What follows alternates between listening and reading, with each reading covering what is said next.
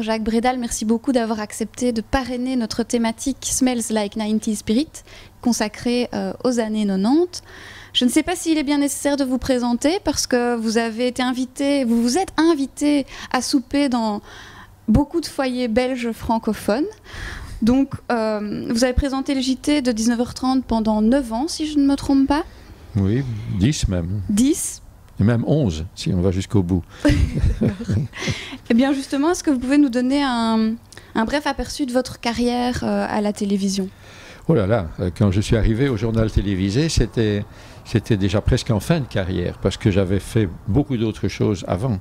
Je suis arrivé à la télévision dans les années 60. Ce n'était plus un tout petit bébé, la RTBF de l'époque, mais enfin, c'était pas encore une personne adulte. On pouvait imaginer des choses, on pouvait inventer, on était obligé d'inventer, parce que la télé, on était encore, en Belgique en tout cas, assez balbutiement, si j'ose dire. Et j'ai commencé la télé avec un événement dont on reparle en 2014, c'est la guerre 14-18. À l'époque, on célébrait le 50e anniversaire du début de la guerre 14-18 et j'ai été embarqué dans la préparation d'une série de 150 émissions que la RTB de l'époque, qui n'était pas encore F, a réalisé sur 14-18. J'ai été d'abord documentaliste, j'étais tout à fait extérieur à la maison, j'étais prof à l'époque et je faisais ça en plus de mon métier principal. Et puis de documentaliste, je suis devenu scénariste, on m'a demandé d'écrire les scénarios de ces émissions. Et puis un jour, je me suis retrouvé à l'antenne parce qu'il n'y avait pas de journaliste libre pour remplir la fonction cette semaine-là. Et de fil en aiguille, voilà, on passe l'examen de journaliste parce qu'on ne devenait pas journaliste à la RTB comme ça, comme on voulait. Il y avait un examen. Nous étions cette année-là, je crois, à 2000 et on a été une quinzaine à réussir. J'ai eu beaucoup de chance, voilà. Et puis voilà. Et alors depuis, j'ai passé tout le reste de ma vie à la RTB en faisant très très très peu de radio, mais presque toujours de la télévision. Et j'aurais fait à la télévision à peu près tout ce qu'il y a moyen de faire, sauf commenter un match de foot. J'en serais encore incapable aujourd'hui, je ne comprends pas les règles, je ne sais pas quand il y a hors-jeu, donc ça je ne peux pas faire. Mais tout le reste, je pense l'avoir fait. J'ai fait du reportage, j'ai fait des enquêtes, j'ai fait des émissions en direct, j'ai été faire des émissions à l'étranger, enfin bref, un petit peu tout ce que l'on voit dans la fonction d'un journaliste à la télévision. Et en finale, il fallait... à l'époque, c'était dans les premières années 80, celle-là pas les années 90, remplacer un trio qui était un trio célèbre. Il y avait Françoise Van de Mortel, il y avait Georges Moucheron et il y avait Jean-Pierre Gallet, qui étaient les trois présentateurs du journal de l'époque. Et périodiquement, tous les 10 ans, la RDP renouvelait son trio de présentateurs. Et je me suis retrouvé un des trois, avec Françoise Wolf, qui a entre-temps quitté l'antenne et puis quitté la RTB, et avec, qui était l'autre, avec Yves Tirant, qui est maintenant responsable des nouveaux médias dans la RTBF d'aujourd'hui. Voilà. Merci. Donc votre arrivée au JT 19h30 était un hasard complet.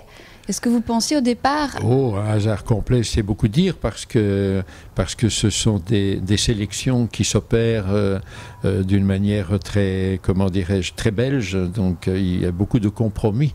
La règle du jeu voulait à l'époque qu'il fallait 3 présentateurs et qu'il en fallait un pour représenter chaque famille politique importante en Belgique. Donc il y en avait un qui était catalogué socialiste, un qui était catalogué libéral, je simplifie, et un qui était catalogué catholique. Il n'y avait pas encore d'écolo. Et bon, alors la normalité aurait voulu que je sois catalogué socialiste, puisque bon, j'ai toujours voté plutôt à gauche et c'était là qu'on me mettait à la RTB de l'époque. Mais il se fait que nous avions réalisé, pour l'émission que je présentais avant, un portrait assez dure des activités du PS dans les années 80, quand il y avait, vous vous souvenez, tous les premiers grands scandales, supposée corruption, trafic d'influence, etc. Et le président du PS de l'époque, Guy Spitals, n'avait pas trouvé ça bien du tout. Et donc, au moment où on a sorti mon nom du panier, son représentant au conseil d'administration de la RTB a dit, paraît-il, non, pas question, Bredal n'est pas fiable. Mais il y avait aussi au conseil d'administration à l'époque un président qui était un médecin, qui était le patron de l'hôpital Sainte-Élisabeth à l'époque, mais qui était une personnalité, lui, du PSC, donc du Parti catholique, Marc van Campenhout, je le remercie, et lui a dit, mais ce type, il m'amuse, moi je le prendrais bien sur mon quota. Et donc, moi, socialiste, libre penseur, je suis entré à la présentation du journal pour figurer le PSC de l'époque. Voilà, ça c'est pour la petite histoire. Formidable. Moi justement, vous avez présenté de nombreux événements pour le JT du soir de la RTB, et les années 90 sont synonymes de grands bouleversements géopolitiques, technologiques et sociétaux. C'est la première guerre du Golfe et la première guerre à être complètement médiatisée, par exemple. On a le génocide rwandais, la guerre en Yougoslavie, aussi des choses plus légères avec l'arrivée d'Internet. Quels sont les événements majeurs que vous avez abordés dans votre carrière, sur lesquels vous voudriez revenir ici? Le plus terrible, c'est que ceux dont on se souvient, ceux que vous venez de citer en premier, les plus tristes. Ce sont des événements terrifiants. Ce sont les guerres. Et Dieu sait que la première guerre du Golfe, on en vit encore les conséquences aujourd'hui et pas en bien. Le génocide rwandais, mais ça n'est pas fini non plus. Maintenant, ça se passe dans la région des Grands Lacs, au nord Kivu, avec cette épouvantable, cette horreur sans nom qu'est le viol utilisé comme arme de guerre par les miliciens qui se combattent les uns les autres sans trop savoir pourquoi, mais qui ne savent pas qu'ils combattent en fait pour des entreprises qui veulent s'approprier les ressources naturelles du coin. Enfin voilà. Donc c'est le genre d'événement qu'on aimerait ne pas avoir à raconter. On préférerait pouvoir s'appesantir sur des choses plus gaies. Et je sais qu'à l'époque, quand des gens venaient me trouver ou quand j'avais l'occasion de parler du métier en public, ce que les gens me disaient, c'était: est-ce que vous ne pourriez pas donner de temps en temps une bonne nouvelle? Comme il y a des journaux des bonnes nouvelles. Vous prenez TF1 par exemple, le journal de 13 heures de Pernod, c'est un journal des bonnes nouvelles où on voit ce qui se passe de joli dans le cœur de la France, etc. Et alors vous me croirez ou vous ne me croirez pas, mais pendant toutes ces années où j'ai présenté le journal, tous les jours je pêchais dans les infos qui étaient tombées dans la journée une petite histoire, pas nécessairement une histoire drôle, mais un événement positif. Alors, c'était quelquefois un peu cuculapraline, la naissance d'un bébé dans un zoo, mais ça pouvait être aussi le sauvetage d'une personne malade, un vieillard qui avait fait quelque chose d'extraordinaire, enfin bon, une bonne nouvelle, quoi, si j'ose dire. Et le malheur a voulu que pendant toutes ces années, donc ça fait une dizaine d'années quand même, jamais je n'ai eu l'occasion de la placer, parce que toujours, le temps imparti pour le journal était passé. Il y avait eu tellement de mauvaises nouvelles et il y avait eu tellement de choses qui s'étaient ajoutées en cours de route que je suis resté toujours là avec mon petit papier et mes bonnes nouvelles. Et si j'ai un regret aujourd'hui, c'est de ne pas les avoir gardés en souvenir, parce qu'on pourrait en faire un livre. Voilà tout ce que vous n'avez pas entendu ou parce que tout ce que vous n'avez pas vu à la télé. Justement, vous parliez du fait qu'on subit encore les conséquences de par exemple, la première guerre du Golfe, mais aussi d'autres bouleversements géopolitiques qui ont eu lieu dans les années 90. Que diriez-vous de l'état du monde dans les années 90 par rapport à 2014? Est-ce que ça a beaucoup changé? Peut-être on pourrait commencer par reprendre une de ces choses qui sont intervenues, un de ces bouleversements justement, qui sont intervenus dans ces premières années-là et dont on n'avait certainement pas perçu l'importance, c'est la toile, c'est Internet. Et tout le développement de l'informatique. On vivait dans les années 90, c'est difficile à imaginer aujourd'hui, sans téléphone portable. Oui, tout à fait. Ceux qui avaient un ordinateur avaient un ordinateur chez eux. C'était des machines lentes, peu puissantes, on ne pouvait pas faire grand-chose. Et Internet balbutiait. Il y avait déjà des choses dessus, mais pas ce qu'on arrive à faire aujourd'hui. Il n'y avait rien des réseaux sociaux, Facebook, Twitter, etc. N'en parlons pas. On dialoguait par MSN, ça fait rigoler les jeunes d'aujourd'hui en disant ah bon. On avait même Caramel aussi. Oui, enfin voilà, donc des tas de choses comme ça. Et ça, c'est le genre de choses qu'on ne peut pas prévoir. Alors certains sont plus malins que d'autres. J'avais des collègues à la RTB à l'époque qui peut-être ont perçu plus vite que les autres. Il y en a un que je vois encore sur antenne, qui est heureusement plus jeune que moi et qui travaille toujours, c'est Alain Gerlache. Alain Gerlache avait saisi qu'il y avait là quelque chose, quoi. Et il est devenu très très vite un spécialiste de ces choses-là. Moi non, parce que j'étais un journaliste de l'ancienne génération, et bon, comme je suis encore aujourd'hui un homme de livres et que je n'aime pas lire sur une tablette, comme je suis encore aujourd'hui quelqu'un qui préfère le contact plutôt que le SMS, enfin, des tas de choses comme ça, on ne se refait pas. Mais tout ça pour vous dire qu'on ne perçoit pas l'importance des événements qu'on vit.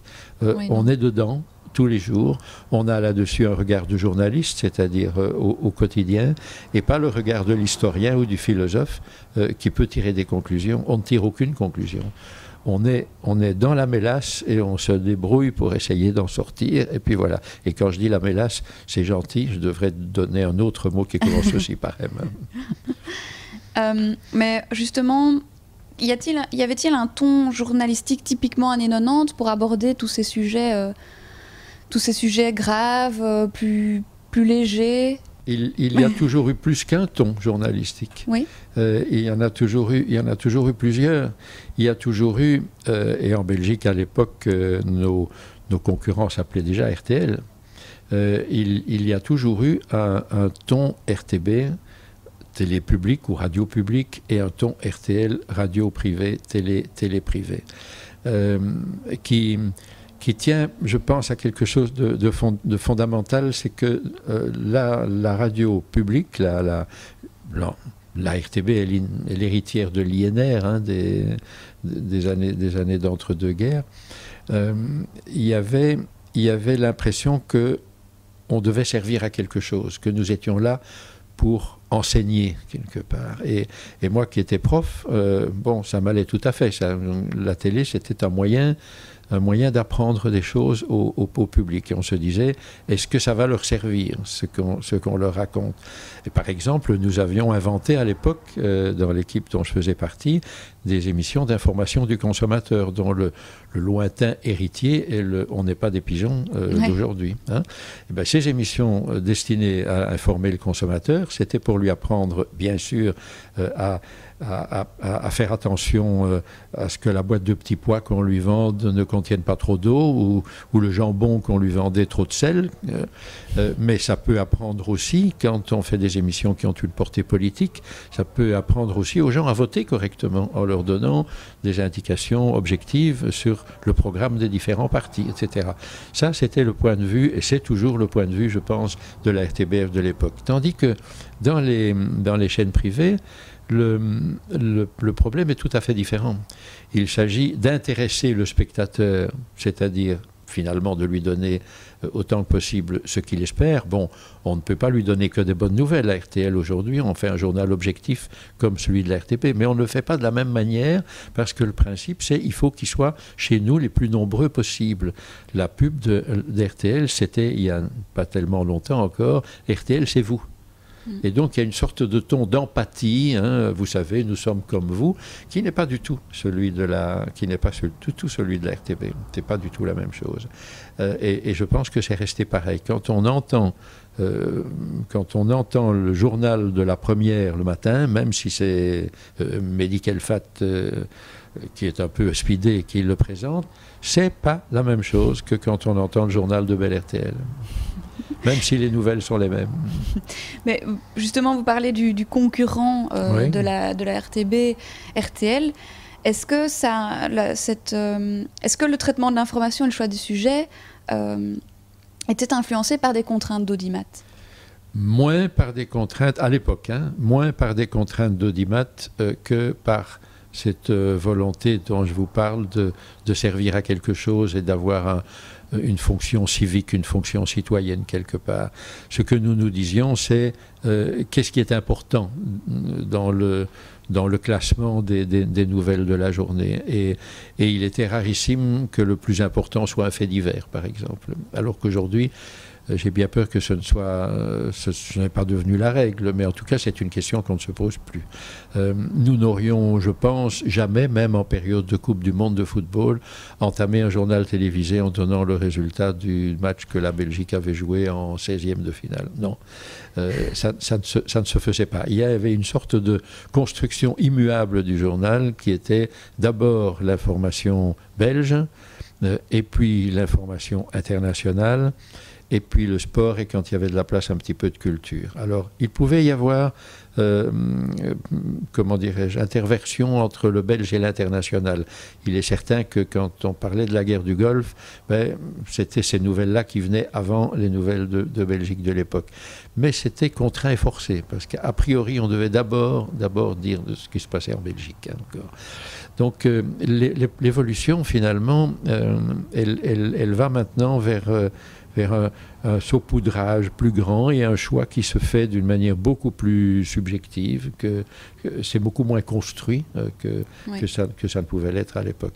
Alors quelque chose qui me paraît intéressant aussi, c'est que j'ai l'impression d'avoir vécu là dans les années 90, mais déjà les années 80, une accélération du mouvement. Le fait que le journal essayer de dire de plus en plus de choses et que donc dans une demi-heure, les séquences devenaient de plus en plus courtes. Et encore, à la télé publique, une séquence, c'est 1 minute 30, quelquefois 1 minute 50. Sur RTL, c'était 45, 50 secondes, exceptionnellement un petit peu plus d'1 minute. Et aujourd'hui, il me semble que le mouvement a été tellement loin que je vois que dans tous les grands journaux télévisés d'Europe, on fait à un moment donné, dans le journal, un focus. On se dit, vous savez, il faut qu'on s'arrête là, on va prendre un petit peu plus de temps parce que c'est plus important. Et donc, il faut qu'on consacre quelques minutes ou quelques secondes de plus à cette info. C'est dire qu'on a l'impression que les choses vont un petit peu trop vite. Et pourquoi est-ce qu'elles vont trop vite ? Aussi à cause de bouleversements technologiques qui ne sont pas liés à Internet, mais qui sont liés aux moyens d'enregistrement et de diffusion. Moi, quand j'ai commencé à travailler à la télé, les caméras électroniques n'existaient pas en tout cas en portable. Elles existaient, oui, en studio. Mais pour aller à l'extérieur, on travaillait en film avec des caméras 16 mm et un preneur de son à côté qui synchronisait sa bobine en faisant un clap, comme au cinéma.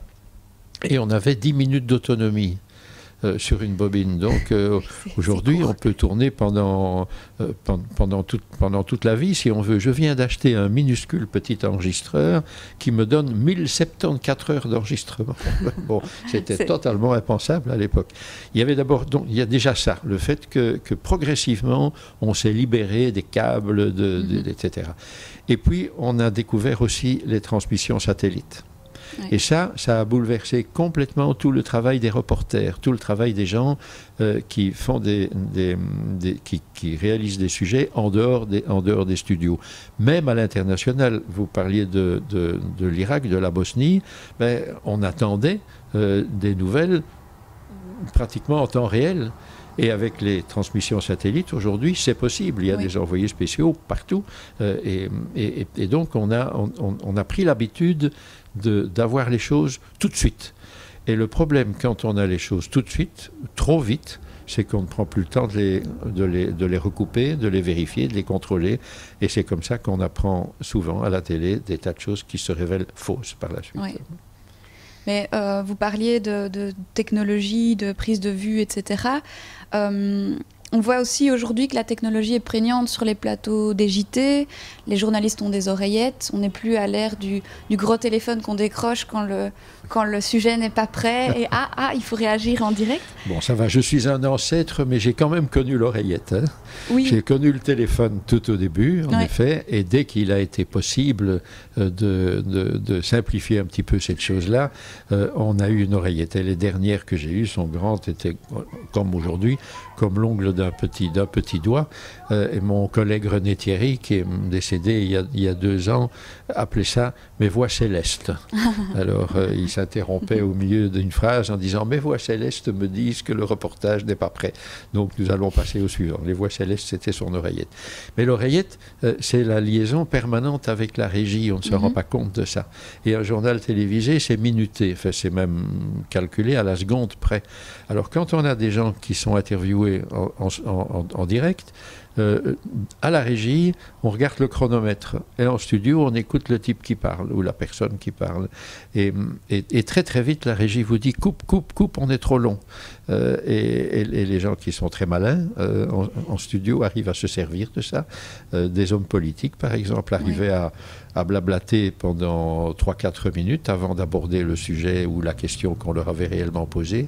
Et puis on coupait l'interview et ils n'avaient pas eu à répondre à ce qu'ils n'avaient pas envie de dire. À ce propos, vous avez interviewé en direct de nombreuses personnalités politiques, du monde culturel, sportif, économique. J'ai envie de vous demander quelles sont les personnalités qui vous ont laissé la meilleure impression. Mais la plus forte impression, la meilleure impression, ça n'a pas beaucoup de sens. Enfin, pour moi en tout cas, parce qu'on ne choisit pas. Hein. Les gens qui viennent en studio sont les gens qui font l'actualité. Et ils la font moins qu'aujourd'hui pour la commenter en direct, comme on a tendance à le faire, avoir un acteur d'un événement qui est en train de se passer au journal, c'était moins le cas. Mais par contre, on faisait venir des gens qui avaient une aura quelque part. Alors j'ai envie de parler de 2 souvenirs qui n'ont rien à voir ni avec le politique ni l'économique, ils n'ont pas avec les choses entre guillemets sérieuses, mais on parlait déjà à l'époque de la destruction de la forêt amazonienne par l'exploitation du bois d'abord et puis après la recherche de pétrole ou que sais-je encore. Et un chef indien de l'époque, un grand chef indien de l'époque, faisait la tournée de tous les pays du monde pour nous rendre attentifs à ce qui était en train de se passer. C'était Raoni. Alors on s'en souviendra certainement si on revoit sa photo. Il portait un plateau, donc il avait les lèvres distendues par un plateau de cuivre énorme. Il portait sa coiffure de plumes, etc. Ce type était absolument extraordinaire.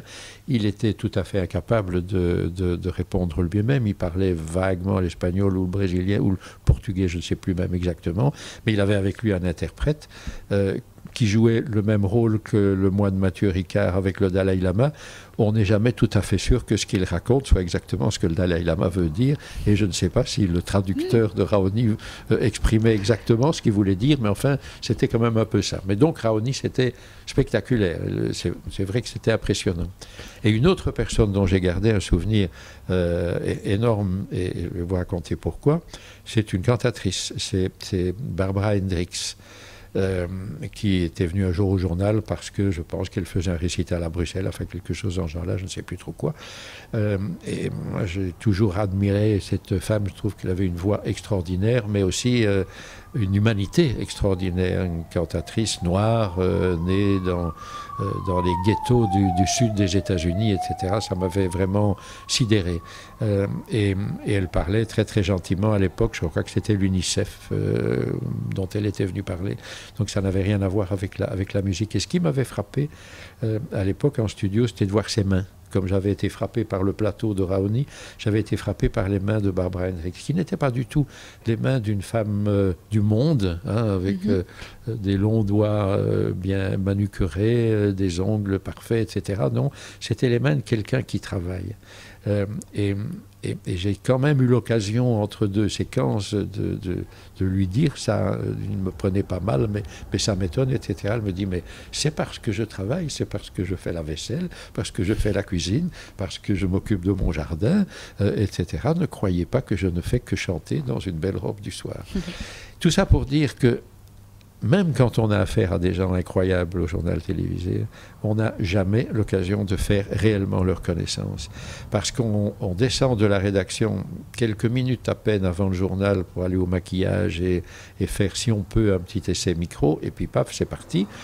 Et la personne qui va être interviewée est introduite en studio pendant le journal. On l'a rarement rencontrée avant. Et quand on quitte l'antenne et qu'on retourne dans la salle de maquillage pour se faire démaquiller, eux sont déjà partis. Donc j'aurais voulu saluer Barbara Hendricks, par exemple. Ben oui. Non, elle était déjà partie. Donc je ne peux même pas dire que je l'ai rencontrée. J'ai passé 2 minutes en studio avec un certain nombre de gens. C'est très, très frustrant. Hein. On ne se rend pas compte de ça. Et qui auriez-vous aimé rencontrer que vous n'avez pas eu l'occasion de rencontrer? Oh, je ne sais pas. Ben, puis on vient parler du combat des Noirs américains pour la reconnaissance de tous leurs droits, et on parle quotidiennement, hélas, du racisme ordinaire qui pollue notre société d'aujourd'hui.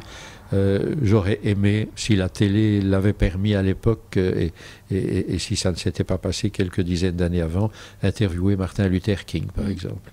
Voilà. Ou Nelson Mandela, que je n'ai jamais eu l'occasion de rencontrer. Oui.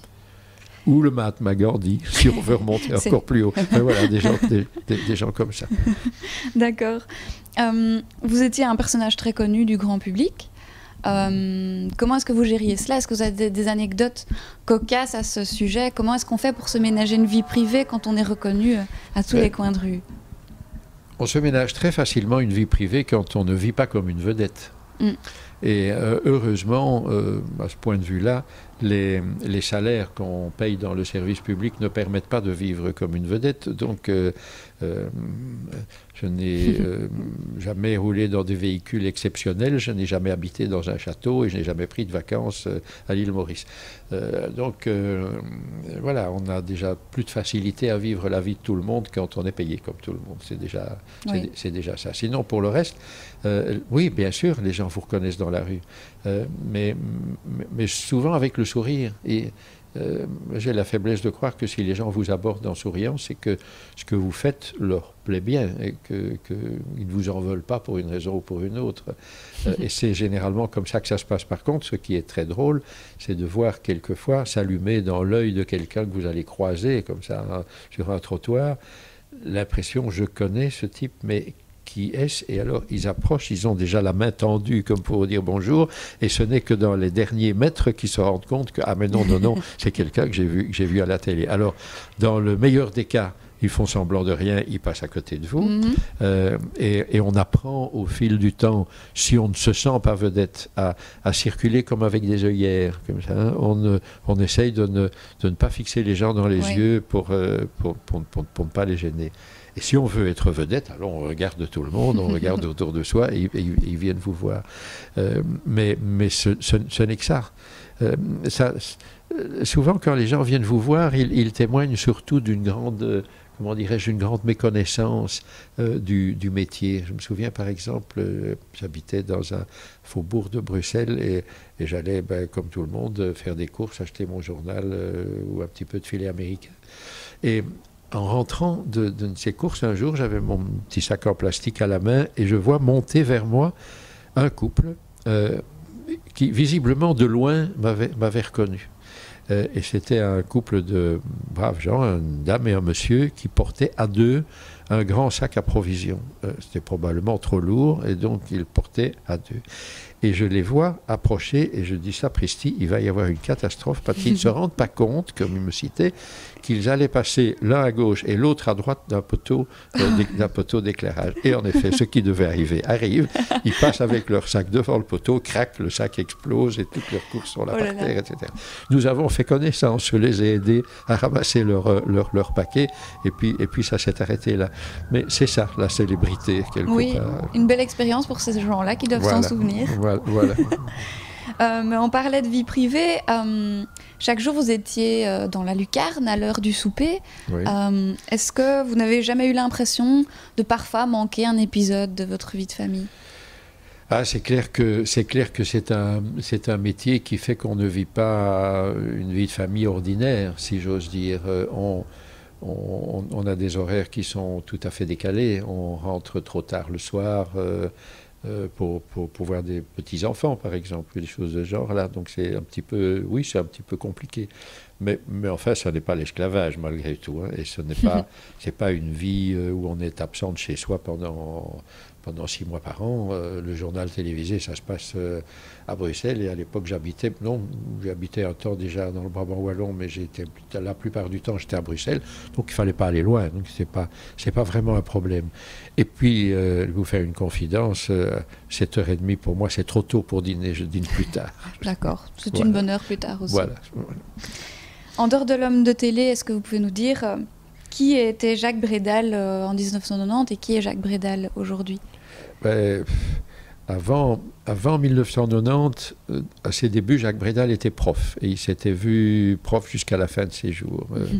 Et l'enseignement est un métier que, quelque part, je regrette. Je pense que j'aurais aimé rester à l'école. Mais enfin, comme on m'a dit que j'avais joué le prof à l'école, enfin à la télé après, c'est comme si j'étais resté dans le même métier. Mais sinon... qu'est-ce qu'il est, le Jacques Bredal d'aujourd'hui? Il est à la retraite. Il a quitté la RTB depuis plus de 15 ans. Donc, il regarde ce que font ses petits collègues d'aujourd'hui. Et il se dit que c'était mieux de son temps parce qu'ils ont l'air de souffrir quelquefois. Ils doivent aller beaucoup plus vite. Ils sont certainement plus préoccupés par l'audimat que nous ne l'étions à l'époque. Et plein de choses comme ça. Et il se dit, Bredal, que le monde ne tourne pas mieux aujourd'hui qu'avant et que donc il serait resté là, il serait toujours un vendeur de mauvaises nouvelles. D'accord. Justement, est-ce que vous avez un conseil à donner à un jeune qui aurait envie d'entamer une carrière de journaliste? Je vais vous dire quelque chose qui ne plaît pas trop à ceux de mes collègues ou aux profs en général qui travaillent dans les facultés de journalisme ou dans les écoles spécialisées en la matière. Je pense que pour devenir journaliste, il faut d'abord être quelque chose d'autre. Et si j'ai un conseil à donner, c'est d'essayer de faire des études n'importe lesquelles, peu importe à quel niveau d'ailleurs aussi. Ça peut être aussi bien dans la technologie que dans les sciences, que dans les sciences humaines, la sociologie, la littérature, les langues, enfin tout ce qu'on veut, pour acquérir un petit peu d'expérience. Et puis faire éventuellement une spécialisation en journalisme dans une faculté universitaire ou dans des écoles comme la SAS, l'IAD, l'IEX, que sais-je encore, pour avoir une formation pratique avec des gens qui connaissent un petit peu le métier. Mais l'essentiel de ce métier, c'est quand même toujours la même chose que depuis que le journalisme existe, c'est la curiosité. Et c'est l'envie de faire partager ce que l'on sait. Alors, je pense que le bon truc, c'est pendant qu'on fait ses études, c'est d'essayer d'écrire des articles et de les caser dans des journaux, même si c'est le journal local. C'est de faire des petits reportages et d'essayer de les caser dans des radios locales.